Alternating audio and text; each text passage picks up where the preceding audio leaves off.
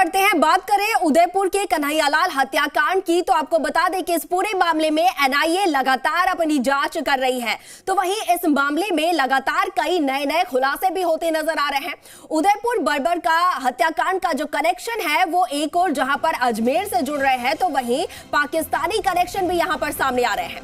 दरअसल कल एनआईए की टीम अजमेर पहुंची थी और गौहर चिश्ती 17 जून को उदयपुर पहुंचा था।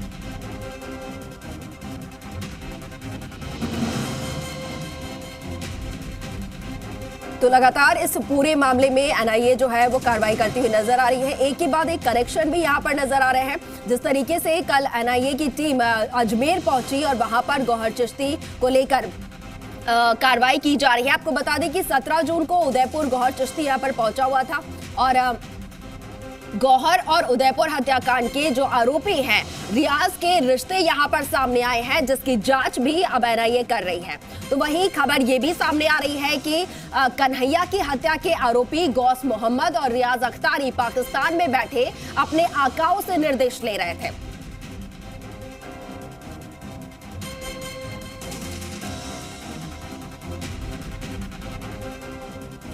और अब इस पूरे मामले में जिस तरीके से यहां पर एनआईए की तरफ से कार्रवाई की जा रही है, इस पर लगातार अपडेट हमारे सहयोगी मनवीर हम तक पहुंचा रहे हैं। मनवीर, आपका रुख करना चाहूंगी। कल जो है एनआईए की टीम अजमेर पहुंची और अब पूरा जो कनेक्शन है उदयपुर हत्याकांड का वो गौहर चिश्ती से जुड़ता हुआ नजर आ रहा है, कहीं ना कहीं कनेक्शन, और अब एनआईए इस पूरे मामले में यहां पर जांच कर रही है। और क्या कुछ अपडेट आपके पास? देखिए, जिस तरीके से हम शुरू से इस बात को लगातार कहते रहे थे कि जो हत्या कन्हैयालाल की उदयपुर में हुई है वो कोई मात्र एक घटनाक्रम नहीं है। इसके पीछे बहुत बड़ी साजिश है पूरे देश को दहला देने की, पूरे देश को खौफ जदा करने की। और यही वजह है कि अब जब एनआईए ने इस पूरी जांच को अपने हाथ में लिया और जैसे जैसे ये जांच आगे बढ़ती जा रही है वैसे वैसे नए खुलासे सामने आते जा रहे हैं। सबसे बड़ी बात है कि जो सबसे बड़ा और नया खुलासा है वो ये इसी बात का है कि 18 ऐसे फोन नंबर हैं जिनसे कि रियाज मोहम्मद और गौस मोहम्मद लगातार संपर्क में थे। ये 18 फोन नंबर हिंदुस्तान के न होकर के पाकिस्तान के हैं। और जब उन नंबरों की जांच की गई तो एक बड़ा खुलासा और हुआ है कि देश के लगभग 300 ऐसे लोग हैं जो इन 18 नंबरों पर लगातार उनसे बात कर रहे थे। हत्याकांड को अंजाम देने से पहले रियाज मोहम्मद और गौस मोहम्मद ने इन नंबरों पर एक बार फिर बात की थी।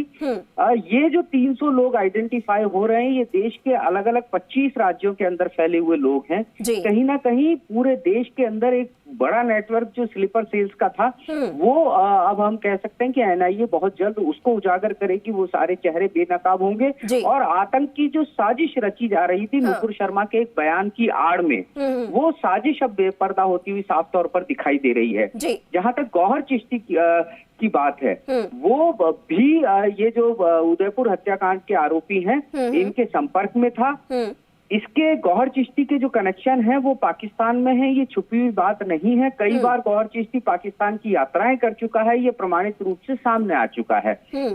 गौहर चिश्ती का पाकिस्तान लगातार जाना, गौहर चिश्ती का रियाज मोहम्मद और गौस मोहम्मद के संपर्क में रहना, गौहर चिश्ती का 17 जून को अजमेर में भड़काऊ नारेबाजी के बाद में यहाँ से रवाना होकर के उदयपुर जाना, ये सारे तथ्य उन कड़ियों को जोड़ रहे हैं जो इस बात की तरफ संकेत कर रही है कि एक बड़ी अंतर्राष्ट्रीय साजिश और देश की जो आंतरिक सुरक्षा है उसको खतरे में डालने की जो साजिश है उसका ताना बाना अजमेर से बुना गया। और इसके पीछे अजमेर में केवल एक इकलौता गौहर चिश्ती नहीं है, पीएफआई की सक्रियता जिस तरीके से अजमेर में लगातार देखने को मिल रही है। गौहर चिश्ती का जो चाचा है सरवर चिश्ती जो कि वर्तमान के अंदर अंजुमन कमेटी का सचिव भी है, उनकी जो सक्रियता है पीएफआई में और पीएफआई के साथ अन्य जो इसी तरह के संदिग्ध संगठन है उनमें वो सामने आ चुकी है। एक वीडियो वो भी सामने आ चुका है जहां पर कि जो सरवर चिश्ती है दरगाह परिसर में बैठ करके पीएफआई की एक मीटिंग को करवाते हुए नजर आ रहे हैं। ये तमाम चीजें ऐसी हैं जो अब हम ये कह सकते हैं कि पूरी पारदर्शिता के साथ वो दृश्य सामने ला रही हैं जो दृश्य अभी तक छुपा हुआ था। मनवीर, लेकिन सबसे बड़ा सवाल यहाँ पर ये उठता है क्योंकि बताया जा रहा है कि 25 राज्यों से 300 से ज्यादा लोग जो हैं वो इस ये जो 18 मोबाइल नंबर सामने आए हैं उनके संपर्क में थे। तो ऐसे में बड़ा नेटवर्क तो यहाँ पर ये बना ही है, बड़ा नेटवर्क है, काफी संख्या में लोग हैं जो कि इस नेटवर्क से जुड़े हैं और लोगों के साथ जुड़े हैं। अब ऐसे में एनआईए ने क्या वहां कितनी और लोगों को भी हिरासत में लिया है, उनसे भी पूछताछ की जा रही है? इसको लेकर कुछ अपडेट?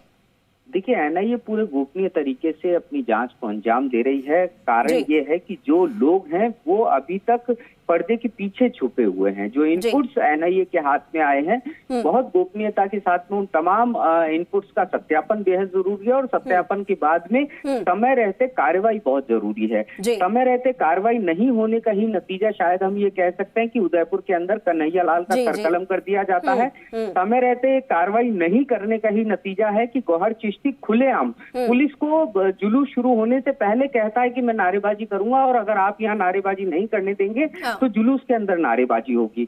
इतना सब करने के बावजूद वो भड़काऊ नारेबाजी भी करता है, भाषण भी करता है और फरार होने में कामयाब भी हो जाता है। कहीं ना कहीं हम ये कह सकते हैं कि समय रहते अगर कार्रवाइयां अंजाम में दी जाती तो शायद नौबत आज तक यहाँ तक नहीं पहुंचती। लेकिन अब क्योंकि पूरी जांच एनआईए के पास में है, एनआईए बहुत संजीदगी के साथ में इस पूरी जांच को अंजाम दे रही है। बहुत सारे तथ्य, बहुत सारे सबूत आने वाले समय में जब उजागर होंगे, जब वो समय होगा कि एनआईए उस बात का खुलासा करते हुए मीडिया के साथ में उन तमाम जानकारियों को शेयर करेगी, तो हम ये मानकर चल रहे हैं कि अजमेर का जो ठीक है, तो एनआईए लगातार यहाँ पर अपनी कार्रवाई करती हुई नजर आ रही है। मनवीर, तमाम जानकारी साझा करने के लिए आपका बहुत शुक्रिया। हनुमानगढ़ से खबर सामने